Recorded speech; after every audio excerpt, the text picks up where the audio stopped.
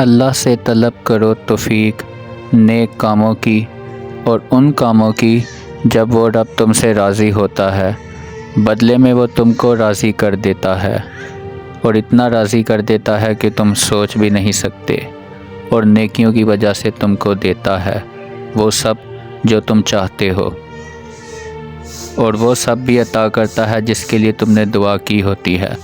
اور جب تم ایک ایک قدم اس کی راہ میں آگے بڑھتے ہو، وہی ایک ایک قدم تمہارا فلاح کی طرف بڑھتا ہے، اور یوں نہ صرف تم اپنی دنیا بلکہ دنیا کے ساتھ ساتھ اپنی آخرت کو بھی سنوار لیتے ہو۔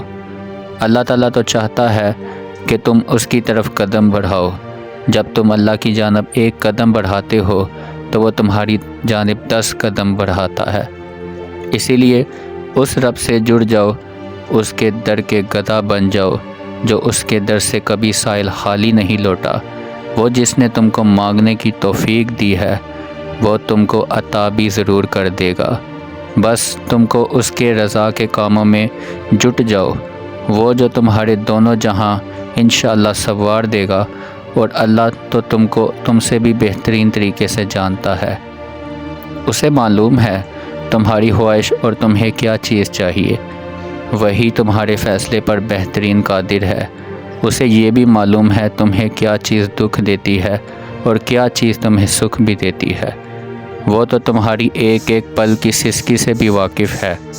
تو پھر بتاؤ تم کیوں دعا کرنا چھوڑ دیتے ہو؟ آخر تم اللہ سے مانگو تو وہ عطا کرے گا۔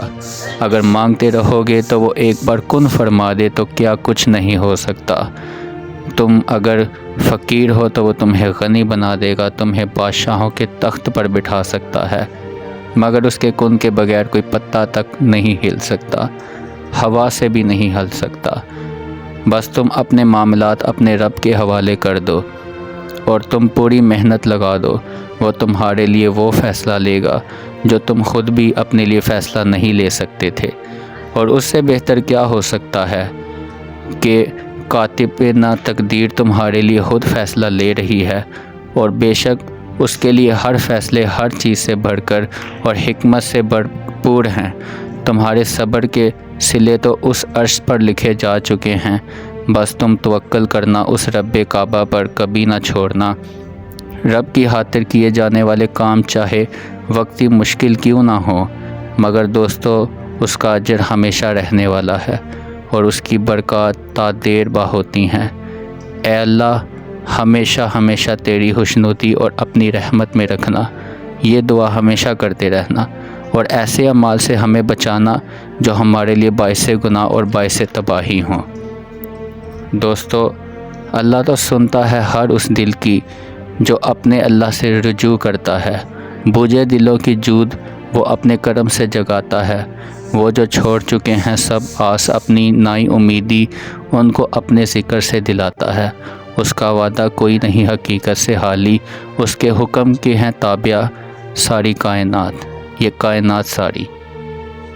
اس کی تدبیریں نہیں کسی حکمت سے حالی، بدلتی ہیں تقدیریں اس کے ایک کن سے، ہوتی ہے محض توکل کیے بات ساری۔ اب جوڑ لی ہیں تم یہ راہیں اس رب سے، اگر چاہے جو ہو جائے بھیجے گا نہیں وہ جھولی یہ تمہاری خالی۔ دیتا ہے وہ بڑھ کر ہر ایک کو خواہش سے ہی، تو یہی صفت ہے اس ذات رحمان کی۔ صبر بناؤ ایسا کہ روح چیرنے والی آزمائشوں میں بھی مسکراتے ہی رہ جاؤ۔ رب کی معرفات کو پا جانا آسان کہاں ہوتا ہے، یہ کھیل ہے ان گنت قربانیوں کا، ہر کوئی کہاں دیتا ہے یہ قربانیاں ساری۔ کوشش کرو اللہ کو ہر کام پر ترجیح دو، کیونکہ جب ہم اللہ کو اپنے ہر کام میں ترجیح دیتے ہیں تو پھر وہ ہمارے سارے کام ہمیشہ کے لیے سمیٹ لیتا ہے۔ وہ جو ساری کائنات جس کے کن کی منتظر ہے، کیا تمہیں لگتا ہے جس نے ساری دنیا کو اس کی چاہتیں دے دی ہیں ایسا کیسے ہو سکتا ہے؟ وہ تو کن کا مالک ہے، تمہاری دعا کو رد کرے گا کیسے کر سکتا ہے؟ تم اللہ سے اپنی چاہت مانگتے ہو، اللہ جلد بازی پسند نہیں کرتا، انتظار ہمیشہ ضبط کا صلہ رہے گا، اور اللہ یہ بھی جانتا ہے کہ تمہاری نیت کتنی صاف ہے، اور اللہ بے شک دلوں کے راز جانتا ہے۔ تم سوچتے ہوگے اللہ اتنا انتظار کیوں کرواتا ہے؟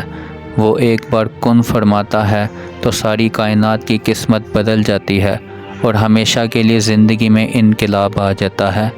جب تم اکیلے رہ جاتے ہو تم کو لگتا ہوگا اب میرا یہاں کوئی نہیں ہے، لیکن اللہ کی ذات فرماتی ہے کہ جب دنیا سے تم اکیلے پڑ جاؤ تو وہ ساری دنیا الگ اپنی جگہ اور یہاں میں تمہارے ساتھ ہوں۔